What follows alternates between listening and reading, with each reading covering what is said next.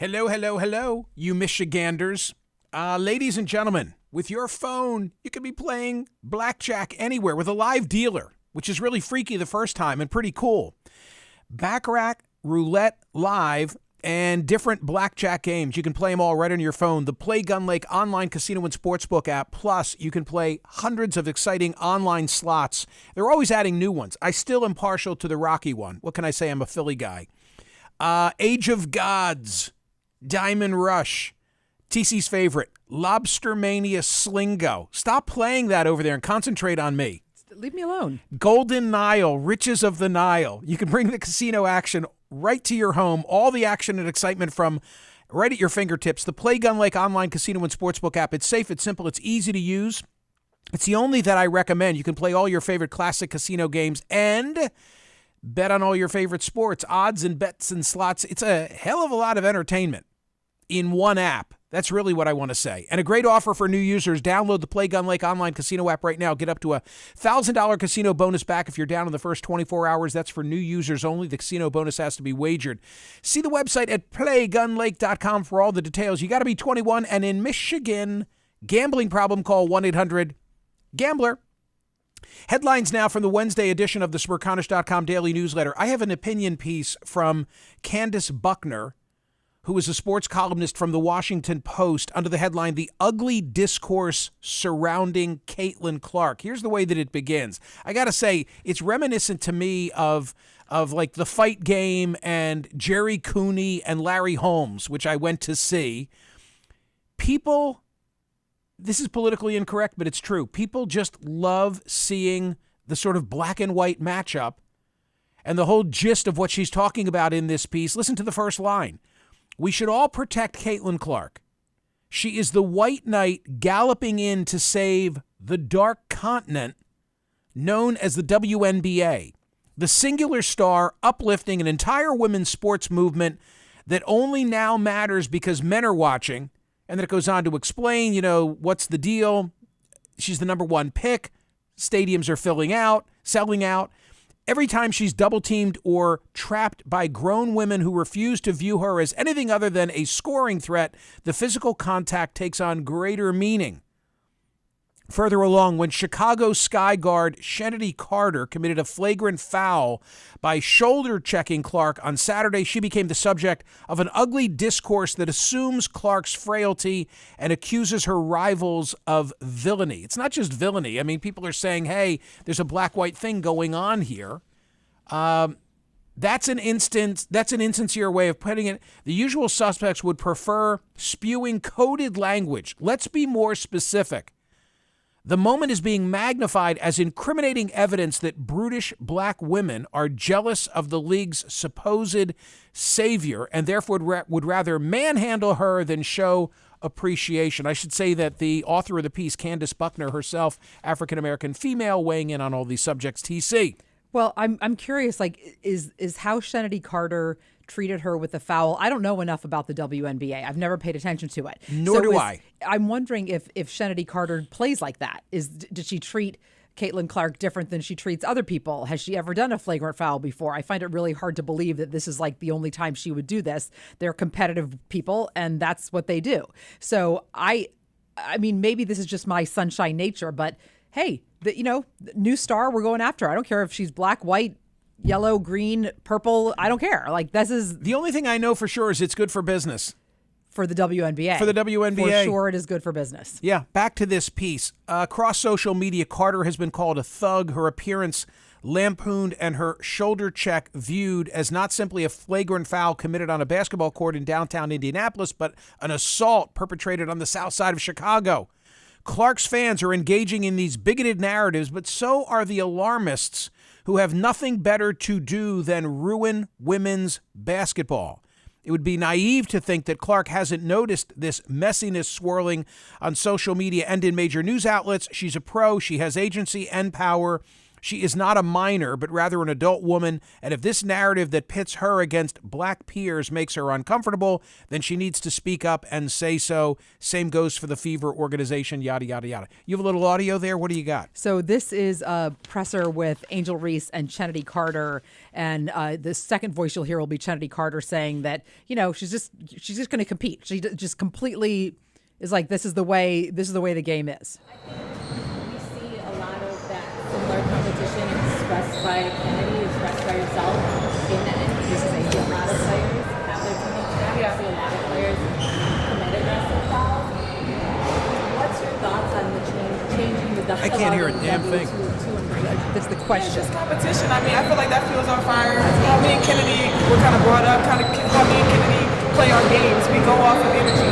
And we're a dynamic duo where we come off a lot of energy. And we're just super competitive every single day. So hopefully that translates obviously to the W. Striking it up to competition. Yeah, that's Angel Reese, but Chennedy Carter is about to say the same thing. Okay. There she is. That moment between you and What about that moment?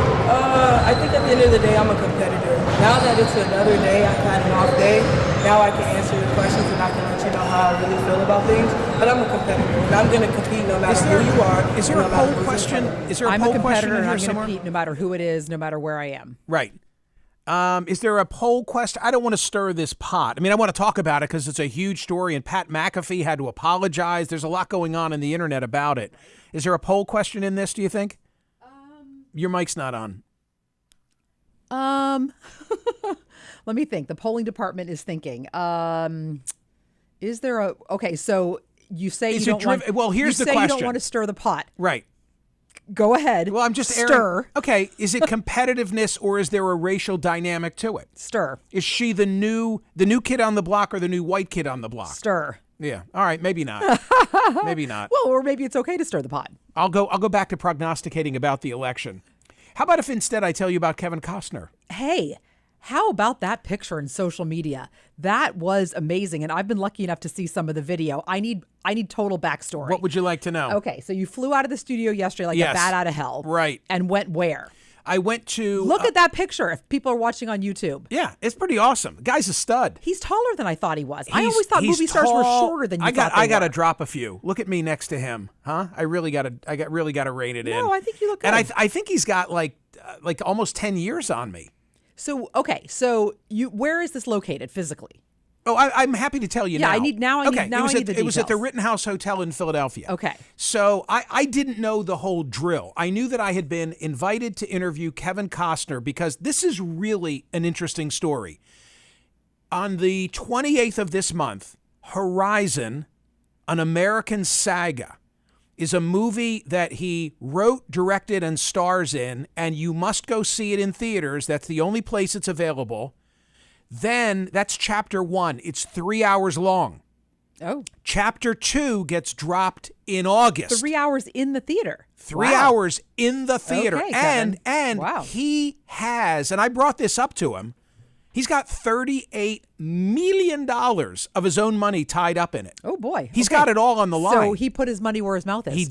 And TC, he's been at it for 30 years. I Well, read on that this movie. 'cause I was on so this, fascinated. He's so passionate Yeah. about this project. Well, you know a little something about passion projects. yeah, So that you yeah, but mine is like a understood. newsletter. Well, hey, So Kevin Costner was doing like media interviews. So I was but why interviewing Philly? him. Why was he in Philly? I don't know. I don't know why Was it all- Philly. did Well, you like there's reckon- so there was an anchor from Washington and there was an anchor from Boston. Oh, so people flew in for this. Yes. You were the For local me, it was guy, like- but you're CNN. So I perfect. I went and ate a croque monsieur at Yeah, Park and you're like, interviewed perfect. Kevin Costner. A croque monsieur. That's what you had for lunch. Wow. It was easy You went- for me. You went a little highbrow, didn't you? So he was awfully nice. He was awfully nice. I spent about 12 minutes interviewing him, which is like a radio segment of ours. Wait a minute, but that's huge on CNN. Yeah. Are they going to air the whole thing? I hope so. I have no idea. We have the whole thing. Okay. We have the whole thing, but I want CNN to air the whole thing. And the beauty of this is because I'm off CNN because I'm going to England tonight. Right. 80th anniversary of D-Day tomorrow. Part of the motivation. I'll tell you a story, by the way, in a moment. Good. But So I'm off this Saturday, but it's okay because the movie doesn't come out till June 28th. Oh, it's perfect. So it's perfect Okay, timing, it'll and I've drop seen next the movie, Saturday. and I interviewed him about the movie, and I began. Are we going to roll any audio here? Yeah, I have a clip with you. Okay. Like, So here's the first thing that I Okay. say to him. You'll hear it, but again, this is an old school think the way the West was won. If you remember, this is like an old school big epic Western. And by the way, there are going to be 4 parts to it. So the first 2 being released this summer, and then at some point in the future, he has not yet what am I trying to say? Filmed parts 3 and 4. he's filmed 1 and 2. He's done 1 and 2. Okay. He's done 1 and 2. So this is me explaining to him how I watched his movie. I watched it on my home television because it was in advance, and I thought to myself, you would probably think that's heresy because this is a movie intended for a big screen. Yeah, I don't jump on that wagon to kind of say what's the matter with you, but the reality is that there is a difference, and but the movie still has to speak to you, whether it's this big or this big or this big, and the only way that happens is if you somehow buy into what's being said, what's being filmed, how it's been linked together. I watched. I got to say, Yeah. that voice is so recognizable. It's so distinct. It's so distinct. It's So so distinct. interesting when you talk to someone who's so uber famous the way Kevin Costner is. Nice guy. Awfully nice Truly guy. nice guy. I enjoyed being in his company. Did he? Okay, this is kind of a weird question. Does Yeah. he know who you are? Like, Yeah, does he? when I sat down, he's like, "Hey, it's you." He said, and I'll give you a little backstory. Yeah. The first thing I'm So paraphrasing. you're in a waiting room, and then you're ushered into a Yeah. suite, and then you Yeah. sit down across from him, shake Yes. his hand, say hi. Yeah, Kevin, hello, I'm sir. Michael Smerconish. Yeah. Hey, I know you. You know, Okay. I really appreciate. He said to me something like, "I appreciate how measured or Oh. reasonable." Nice. Or he said things that suggested that He he really did know who you were, right? Right. That's why I asked. To which I said, "Ready for this?" Yeah. To which I said, "Wait a minute. I hope we're already rolling tape." To which Seriously? to which he said, "Are you that insecure?" Okay, And I that's said, actually really to which funny. I said, Yes. to which no. okay. All right. Anyway, we will be releasing some video via YouTube I of think this. it's just but I'm fantastic. saving the whole interview for CNN in the hope that and if it doesn't, I'll put the whole thing out. I love it. I don't want Catherine thinking that I like push the whole thing out and course then like not. what's left for CNN. No, you can't do that. So But we'll a just little put out like tease. We're just 60-second teasing. teases. Yeah. Well, that was only 38 seconds. So Yeah. I think you're in really good shape. Okay. More headlines. Not really. This is not a headline. I have a story that I want to tell all of you before we kind of shut down for the week about the fact that I'm going to England tonight with my wife. Tomorrow's the 80th anniversary of D-Day, as we've been discussing, and I'm hoping, I don't want to jinx this, but I have a bucket list thing tomorrow where I expect to be at number 10 Downing Street in the exact same place that Winston Churchill was 80 years ago tomorrow. That's so special. That's not what I want to tell our friends on It's not? YouTube. No, I want to tell you all something different. okay. This is the first time. I love going to England, and I've been privileged to have been there several times during the course of my life. I have not been there since the pandemic. I have not been there since my father passed away, which was before the pandemic. And my dad served during the Korean conflict. He never got near Korea. I've told you elements of this in the past. He spent his time as an army surveyor in Germany. And he was an army surveyor in Germany who was able on leave to go to England. And I went through his letters after his passing, and he wrote a dispatch from Stuttgart to his parents on the 18th of July, 1953. The big highlight of London, wrote my dad, was when we got to see the Queen. We saw her at Hyde Park and again at Buckingham Palace. I can imagine him like running through the streets to go. That's something I would do. You can't realize what an accomplishment that is. She doesn't come out often at all, and she and Philip were in a closed car. We stood for hours to see her. She was inspecting 80,000 civil defense people. These are my dad's words to his parents. We stood on the sidewalk of Buckingham Palace and waited. When she came, all the people rushed into the street, and her car had to go slow plowing through. We were right up front. I was about 4 feet away from her when I took pictures. but my camera was set for 10 feet. So I don't know how it will be. Such a picture is really a prize. They really worship her. Well, after my dad passed, I went through his possessions, and he had some slides, old school slides, like holding them up and so forth. And one was a blurry image that I couldn't see what it was. I actually, on Amazon, bought a viewfinder for like $3 made in China so that I could stick in the slide and look at it. Yeah. And holy smokes, here was a blurry. We're going to show it on YouTube right now. There it is. That is the photograph that my father took. Unmistakably, I think this was within a week of his passing that I looked at this picture. I'm like, oh my God, this is the picture that my dad took of the Queen. I mean, there she is. So it's actually surprisingly clear. Yeah. That picture. Correct. There she is, and there Philip is as well.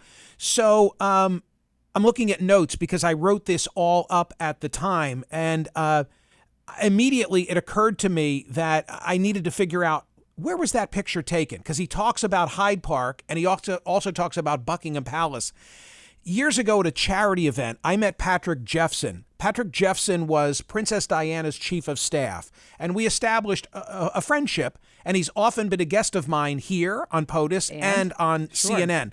So I told him the story, and I sent him the image, and of course, because I knew the date of Dad's letter, you could roughly determine when he'd been in England. He wrote back to me, and he said, take a look at the JPEG of a page from the Times of London, 6th of July, 1953.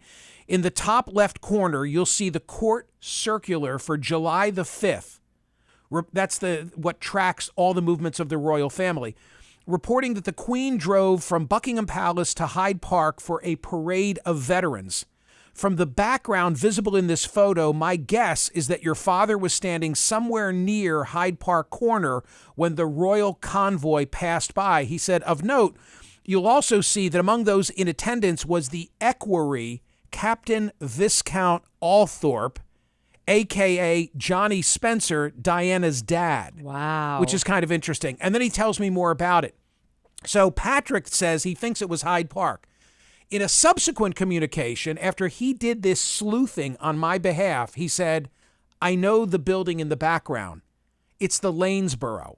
The Lanesborough, I know the Lanesborough. The Lanesborough used to be a hospital. It would have been in that era. Aleko is putting it back up right now for the benefit of our friends on YouTube.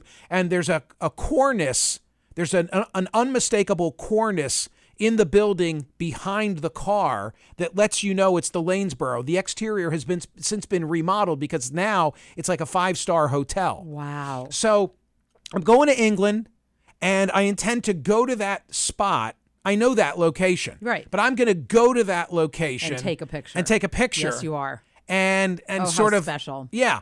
And again, the exterior of the building looks slightly different, but I'm hoping that this is like the one thing I want to do on social media while I'm away. And I want to go to... You can send them to me, and I can put them both next to each other if you want to do that. Okay, I'm going to do that. You can either do them so you click them, or you can do one shot. Do that. It depends what you want. Thank you. But I'm going to take you up on it. It's in Slack. So delighted. So you already have half. I have half. And I feel like I'll shoot a video, and I'm taking some notes with me to tell the story. You know what? You always have some sort of adventure. Well, like quest. I you know, always have a quest. I know where I'm staying. I'll walk. It's a mile away. Yeah. And I know that intersection. That's the big bus tour goes through there. Like he stood there. That's really cool. Yeah, my dad stood there excitedly. Yeah, and then rode home to his own parents, taking a picture of the Queen. That's really cool. Yeah, and the funny thing is, there's more to the story because 64 years later, our son, grandson obviously of my dad, son number 2, was studying for a semester in England. And on the day of his arrival, and not because he had a plan, by pure happenstance, there was a royal event taking place at Buckingham Palace. And he was just like in the crowd, and from a distance with an iPhone, took a picture that if you zoom in, you can see the hat. It's the Queen. So my dad and one of our sons each have this chance, distant encounter with Queen Elizabeth. Same queen 64 years later. It's amazing. I love that story. It's incredible. Yeah. It's meaningful. And there's so much history in England anyway. You always feel like you're walking in in a historical setting anyway, but to have it be something that is your family is really quite amazing. In my dad's eulogy, I noted that in the summer of 2017, our middle son, my dad's grandson, on his first day, stumbled upon a royal celebration. It was the Trooping of the Color, 2017, a celebration of the Queen's official 91st birthday, and stood watching the entire royal family as they came out onto the balcony at Buckingham Palace, took that image. So, okay. Tomorrow, 80th anniversary of D-Day, you will be in good hands on radio with Danny and with Maz and with Tara, and I'm very appreciative. So, cheers. Bon voyage. Cheers. Cheers.